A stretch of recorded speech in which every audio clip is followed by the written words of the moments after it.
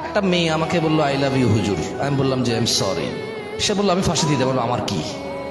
এই দেশে কোনো ল আছে নাকি কেউ বিয়ের প্রস্তাব, প্রেমের প্রস্তাব দিলে যদি রাজি না হয় ও ফাঁসি দিলে আমার দোষ আছে নাকি? এরকম তো পাগলামের সীমা আছে তো। কোন কোন কোন কোন স্কুল কলেজে পড়াশোনা করা ছেলে মেয়েগুলা ভয় পায় ওই ছেলে ব্লেডে হাত কেটে ফেলবে, আরে ওর হাত ওর ব্লেড ওর জীবন, ও কাটুক, আমার কি? আমার দোষ কি? আমাকে একজনে বলবে যে আই লাভ ইউ, আমাকে বিয়ে করে ফেলতে হবে, নাহলে ও মরে যাবে, আমার দোষ? দেশের সরকারও তো এটাকে পাগল বলবে, ইসলাম তো এটাকে গুনায় ধরবে না। এটা ওর কাজের জন্য ও দায়ী, আমার কাজের জন্য আমি দায়ী। তো এইসব ছেলে মেয়ের সোর্স অফ নলেজ কি আমি জানি না। একজন বলল যে হুজুর আপনি যে বললেন তাহাজ্জুদের নামাজ পড়ে প্রেমিকা চাওয়া যাবে না, কিন্তু হাদিসে তো আছে নেককার স্ত্রীর জন্য তাহাজ্জুদের নামাজ পড়া যাবে। তা দেখছেন কি বাপরে বাপ, কি বড় আলেম!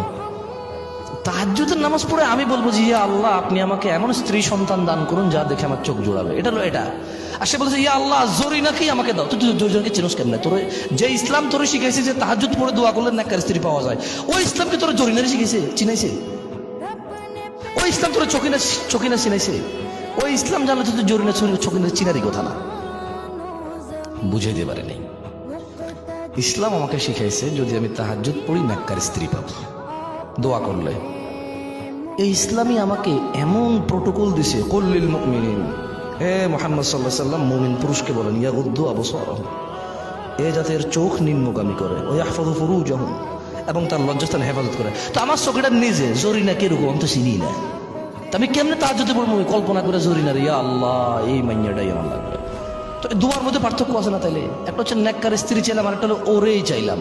তো ওকে তোরে ইসলামে তো ওরে চিনার সুযোগই দেয় নাই। চিনোস কেমনে তাইলে? ও বেটা চিনোস কেমনে? ইসলাম তো আমাকে চোখে না জোরে নাকি চিনায় না, তাহলে আমি তাহাজ্জুদের নাম নিলাম কেমনে? ওর চেহারা কেমনে আমার চোখে ভাসে? ও তো ইসলাম আমাকে অ্যালাউডই করে নাই ওকে দেখা।